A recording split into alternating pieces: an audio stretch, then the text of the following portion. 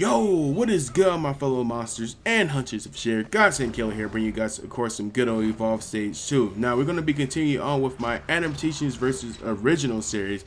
Now, if you're new to this series, it's your first time seeing this, we're just going to talk about the adaptation and the original character, talk about the differences between the characters, and, which one may be better suited for your playstyle. Now, if you missed the first video, we talked about Original Goliath and his cousin from outer space, Meteor Goliath. So I encourage you guys to check that out if you haven't seen it already. But anyways, let's get right into it. On today's video, we're going to be focusing on the famous hunter himself, Griffin and his counterpart from Far Cry Blood Dragon, Electro Griffin.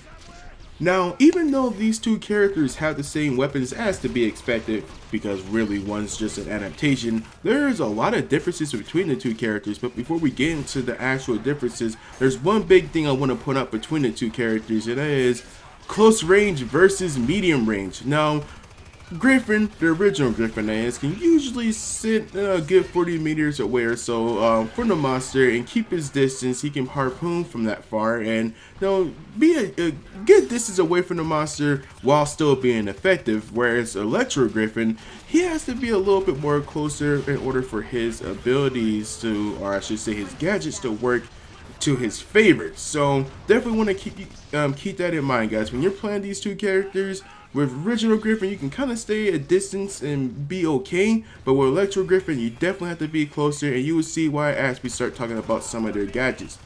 Starting off with their sound spikes, I feel like both sound spikes can be a little bit deceiving because it seems like they pretty much do the exact same thing, which they do, but there are some differences. Starting off with the range they cover. Original Griffin sound spike will cover up to a range of 70 meters, whereas Electro Griffin's is only 45, so there's definitely a range difference when it comes to the sound spikes themselves, making Griffin's sound spike better for tracking a monster. But unlike Griffin's sound spike, Electro Griffin's sound spike is an anti-sneak spike.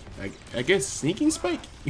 However you would like to call it. It picks up on sneaking monsters. So as long as the monster's in that 45-meter radius, even if he's sneaking, he will be tracked by the sound spike. I feel that this makes this sound spike a little bit more useful for a dome where a monster's just trying to mitigate the whole time, just sneaking around. Definitely would pick up on them, but I don't feel that it's as good for tracking a monster just because, well, the radius is a lot smaller, as you saw. Now that that's all said and done with for the sound spike, let's talk about Griffin's favorite tool, the Harpoon. Now the Harpoons are pretty interesting just because you want to use it in the same way as far as getting behind the monster and harpoon them, but they both work pretty differently. Now, Electro Griffin's harpoon will do damage over time, so as long as you keep the harpoon on the monster, you would constantly keep doing damage, making it more of an offensive tool and an actual weapon, whereas the original Griffin's harpoon is more for on the chase. Now, Electro Griffin's harpoon will only give you a range of 25 meters, whereas original Griffin's you get a range of 41. So Electro Griffin is not going to be as good chasing the monster, and that's, well, a good thing. Can you imagine having a harpoon range of 41 meters while constantly doing damage to the monster? That would be kind of annoying. So, again, Original Griffin is going to be better for the chase as far as his harpoon goes. Also, he can comfortably harpoon the monster from a safe distance, trying to keep his team members safe if they're getting focused. But Electro Griffin's is going to do damage and going to, of course, be more used as an offensive tool, but maybe not as much as for, chasing the monster down. Now then, before we move on to his weapon of choice, the SMG, I wanted to touch up on the planet scanner for just a brief moment. Now, I don't have official word, but I believe I heard somewhere that Electro Griffin's planet scanner cooldown takes a little bit longer than the original Griffin's. Now, I'm not sure if this is actually true. I barely even noticed it if it is, but I just thought I'd throw that information out there just in case if it does happen to be true. I'm sure one of you guys in the comments will actually know.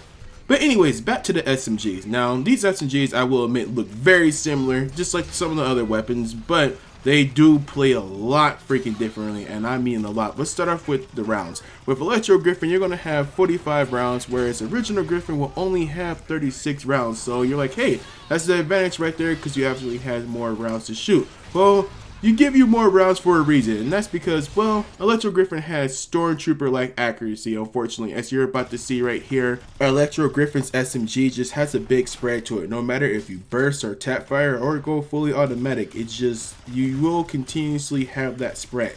Now this is not going to mean much when you're fighting a big target like Behemoth, but smaller targets like Wraith or even Kraken that's flying around might be a little bit harder to hit, especially if you're at a distance. Whereas original Griffin's SMG, where you shoot is where you hit. There's no recoil and there's no spread when it comes to him shooting. As you can see right here, it's just where you're shooting is where you're going to hit. So original Griffin definitely has better accuracy, no matter if he's fully auto, tap firing, or burst firing. Now also with original Griffin's SMG, it's going to hit a little bit harder, doing 25 per bullet, 25 damage that is. Whereas I think Electro Griffin's bullets, I don't have an official set number, but I do know they are a lot weaker. But unlike the original Griffin's SMG, Electro Griffins will have a stasis effect for every bullet. So just like how Ape's stasis grenade will slow down the monster, as long as you're keeping sustained fire on the monster with Electro Griffin's gun, you will have the monster in a stasis effect.